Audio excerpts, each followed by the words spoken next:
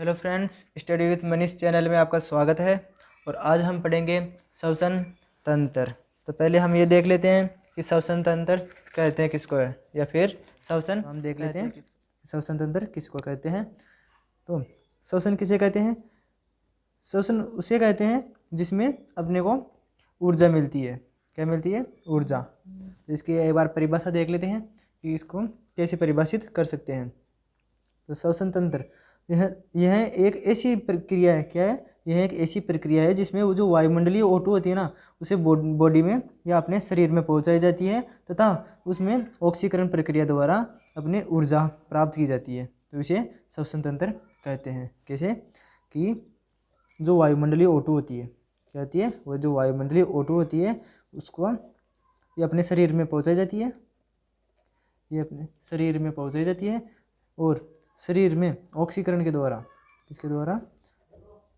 शरीर में ऑक्सीकरण के द्वारा अपने को, जैसे इसके साथ साथ ऑक्सीकरण से H2O भी मिलता है, यानी जल भी निकलता है, CO2 गैस भी जो हानिकारक होती है, और ATP के रूप में ऊर्जा मिलती है। क्या मिलती है? ATP के रूप में हमको ये ऊर्जा मिलती है।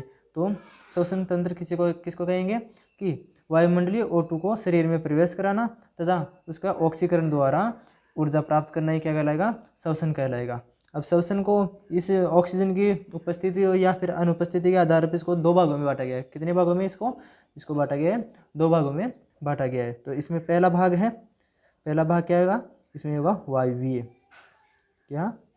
वायवीय श्वसन होगा, वायवीय श्वसन। तो इसमें वायवीय श्वसन में क्या होगा?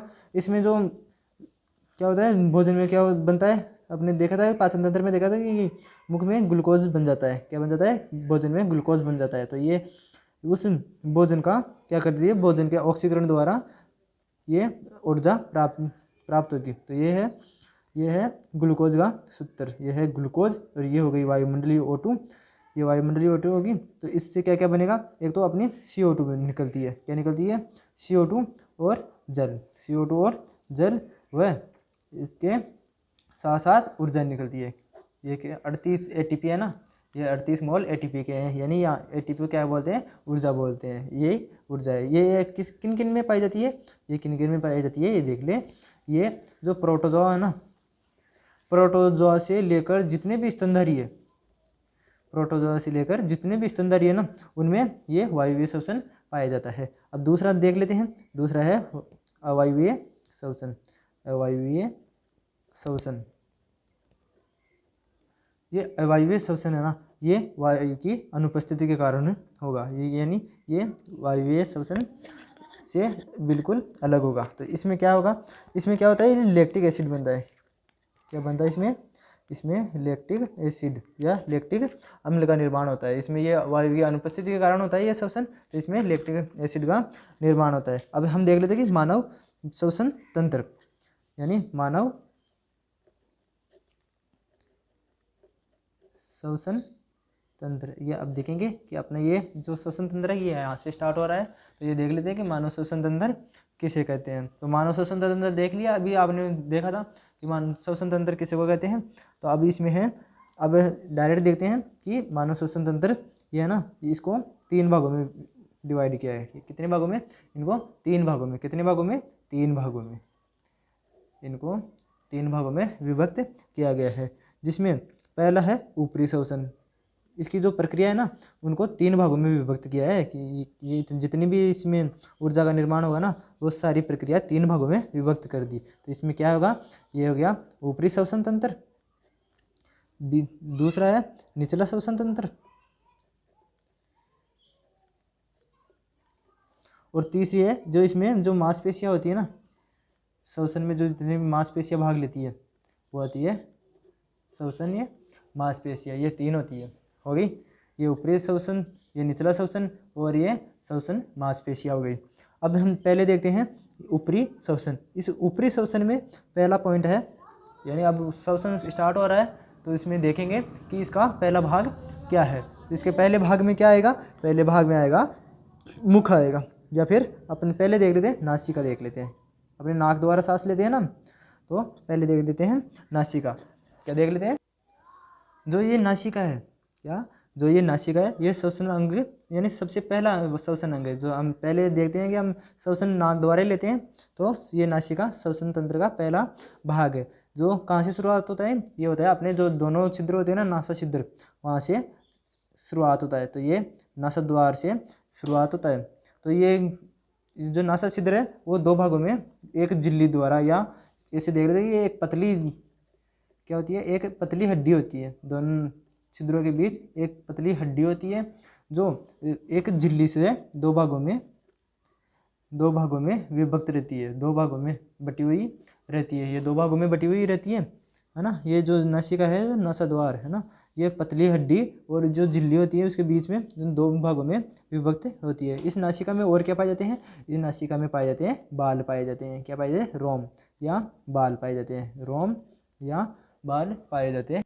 तो इसमें ये रोम पाए जाते हैं जो क्या करते हैं, जो वायु में जितने भी धूल के कण होते हैं उनको अपने फेफड़ों में जाने से रोकता है। अब देखते हैं दूसरा भाग क्या है, वह है मुख भाग है।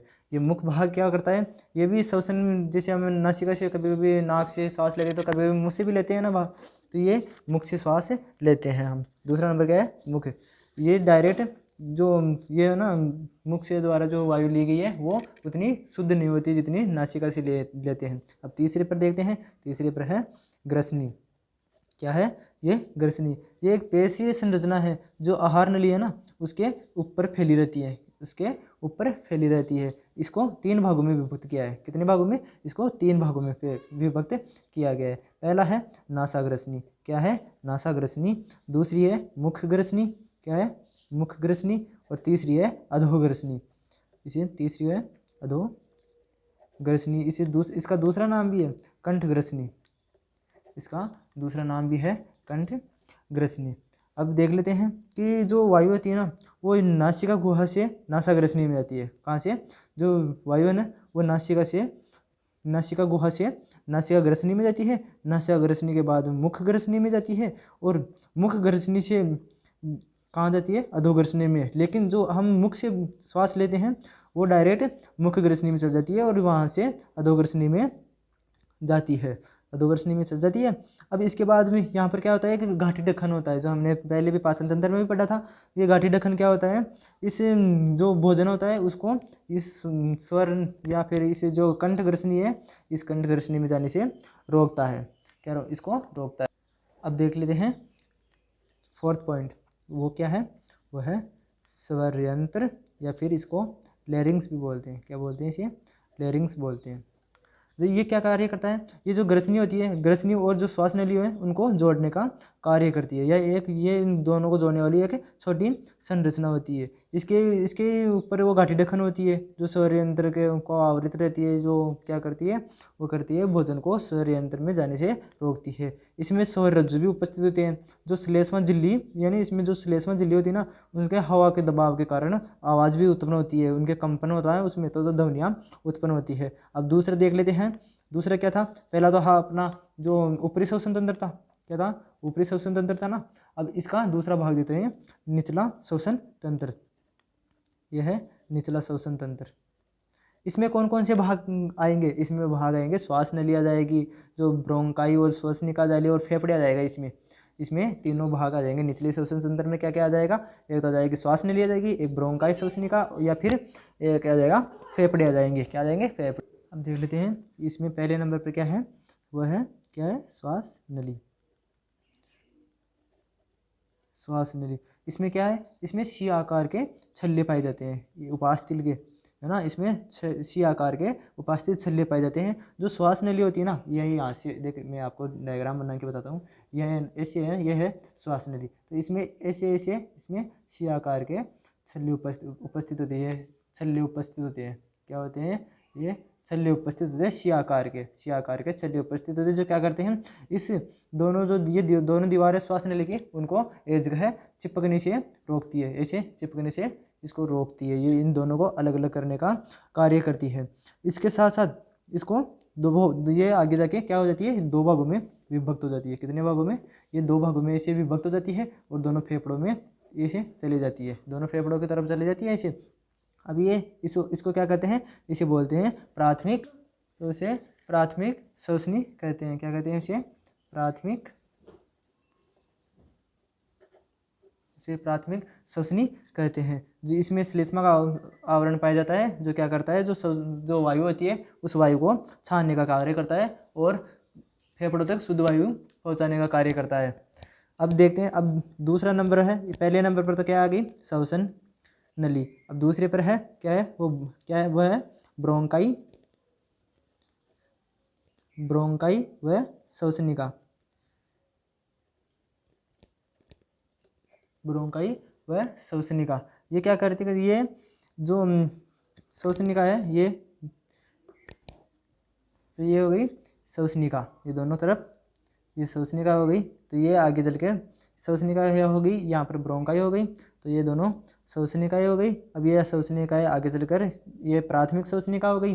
अब ये आगे चलकर इसमें फेफड़ों में आगे और ऐसे वृक्ष के समान संरचना बना लेती है, वृक्ष के समान संरचना बना लेती है, जिसे ब्रोंकाई या फिर इसे द्वितीयक श्वसनी कहते हैं। अब देख लेते हैं कि फेफड़े क्या देख लेते हैं, या फिर इसमें एक और संरचना होती है यहाँ पर, जो लास्ट में यहाँ पर होते हैं ना, ये गोल गोल संरचना, इन्हें बोलते हैं वायु कुपिकाएँ। यहाँ पर जो वायु होती है वहाँ पर इनका ऑक्सीजन का आदान प्रदान होता रहता है। अब आगे देखते हैं, अब है तीसरे नंबर पर क्या है? वह है फेफड़े। क्या है? फेफड़े। तीसरे नंबर पर है फेफड़े। ये कैसे होते हैं? ये एक लचीले होते हैं, ये कोमल, ये लचीले व कोमल होते हैं, तथा इसके साथ साथ ये हल्के गुलाबी रंग के होते हैं। क्या होते हैं? ये हल्के गुलाबी रंग के होते हैं, जो दोनों भागों में, दाएं व बाएं भागों में, दोनों भागों में विभक्त रहता है। और इनमें, इन फेफड़ों में असंख्य जो श्वसनीय होता है ना, वो श्वसन नलियाँ उपस्थित होती रहती है और इनमें कुपिकाएँ उपस्थित रहती है। अभी बताया ना जो लास्ट में गोल फूल करे से ये वाला जैसे फेफड़ा है, तो इसमें ये वृक्ष के समान ये श्वसनिकाएँ निकलती रहती है और यहाँ पर ये वायु कुपिकाएँ होती है। और ये इसी में, इन्हीं फेफड़ों में, जो ये फेफड़े हैं, इन्हीं फेफड़ों में क्या है?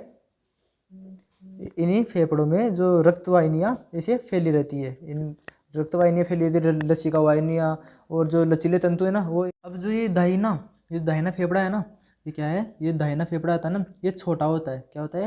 ये थोड़ा छोटा होता है, वो कुछ चौड़ा होता है। अब आप ये सोच रहे होंगे कि आप ये तो बाया है, तो इसको दाया कैसे बोल रहे हो? तो जब भी हम डायग्राम बनाते हैं तो ये ऐसे बनाते हैं जैसे कि इसका मुख अपनी तरफ हो। क्या? जैसे कि ये अपनी तरफ देख रहा हो, तो उस साइड से देखने पर ये अपना दाया हो जाता है ना, ये दाया फेफड़ा हो जाता है ना। तो ये जो दाया फेफड़ा है वो थोड़ा क्या होता है? ये थोड़ा छोटा होता है और थोड़ा चौड़ा होता है। क्या होता है? ये थोड़ा छोटा होता है और चौड़ा होता है। और जो ये फेफड़े हैं ना, ये भी अलग अलग होते हैं। जैसे पुरुष है ना, तो पुरुषों के फेफड़े जो वो पुरुषों के फेफड़े होते हैं ना, वो क्या होते हैं? ये स्त्रियों से थोड़े भारी होते हैं। जो स्त्रियों में फेफड़े होते हैं ना, उससे थोड़ा ये भारी होते हैं।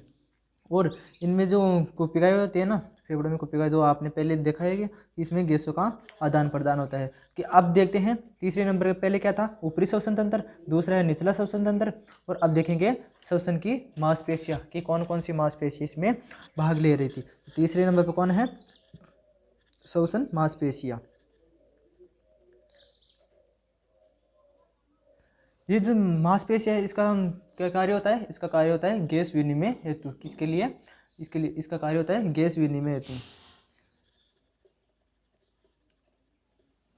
गैस विनिमय हेतु होता है। जैसे इसमें वो क्या होती है, जो मांसपेशियाँ होती है उसको देख लेते हैं कौन सी होती है। वो मांसपेशी होती है डायाफ्राम। क्या होती है? होती है डायाफ्राम। ये जो डायाफ्राम है ना, ये डायाफ्राम होती है। इसी के कारण जो फेफड़ों में जो वायु आती है और चली जाए, बाहर निकलती है। जैसे कि यहाँ पर होता है ये डायाफ्राम। क्या होता है? ये होता है डायाफ्राम। जो कौन सी पेशी से बनकर मिला होता है? ये होता है जो कंकाली पेशी होती है उससे मिलकर बना होता है। किसके? ये कंकाल पेशी से बनी होती है। और ये पतली चादरनुमा संरचना होती है, एकदम पतली होती है, जिसके ये जब इस स्थिति में रहती है तो वायु बाहर निकलती है।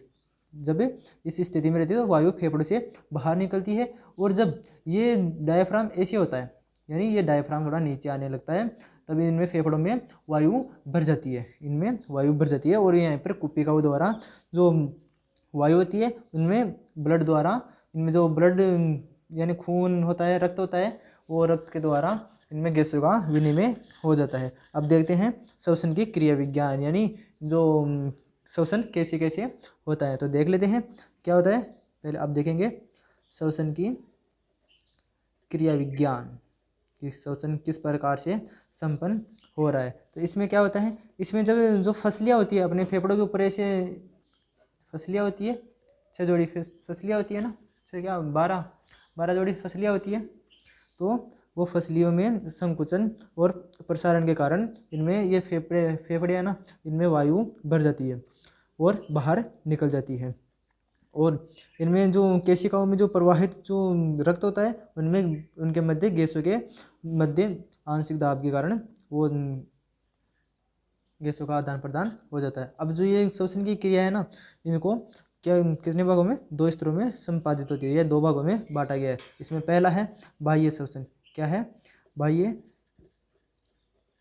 श्वसन। ये बाह्य श्वसन है। इसमें क्या होता है, इनमें गैसों का विनिमय हवा जो होती है ना, हवा से भरी कुपिकाएं तथा और केशिकाओं में जो प्रवाहित रक्त होता है उनके मध्य गैसों के आंशिक दाब के अंतर के कारण होता है। यानी इनके दोनों के मध्य आंशिक कुपिकाओं में तो वायु भरी रहती है और जो रक्त होता है उन तो वायु कुपिकाएं और जो रक्त है उनके मध्य आंशिक दाब के कारण, किसके कारण, जो आंशिक दाब होता है उस आंशिक दाब के कारण गैसों का विनिमय होता रहता है। अब सेकंड नंबर पर है, तो ये तो पहला आ गया बाह्य श्वसन। अब है आंतरिक श्वसन।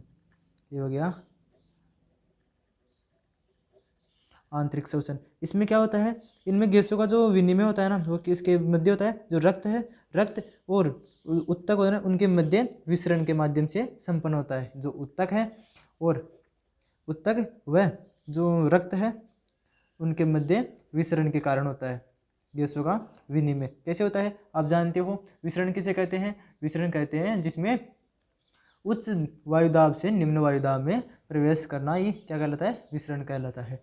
अब इस विसरण में कैसे होगा, जब हम ये जो रक्त आएगा तो उसमें CO2 की मात्रा ज़्यादा होगी और जो अपने फेफड़ों में CO2 की मात्रा कम होगी क्योंकि शुद्ध वायु ली गई है फेफड़ों में। तो जो CO2 की मात्रा अधिक है वो फेफड़ों में चली जाएगी और रक्त में जो ऑक्सीजन की मात्रा कम है तो वो फेफड़ों से ऑक्सीजन की मात्रा रक्त में चली जाएगी। इस प्रकार ये जो श्वसन है वो श्वसन क्रिया संपन्न होती है। तो फ्रेंड्स, आपको कैसा लगा वीडियो, तो इसको कमेंट करके ज़रूर बताना। तो वीडियो को लाइक कर लेना और चैनल को सब्सक्राइब करना मत भूलना। Thank you friends.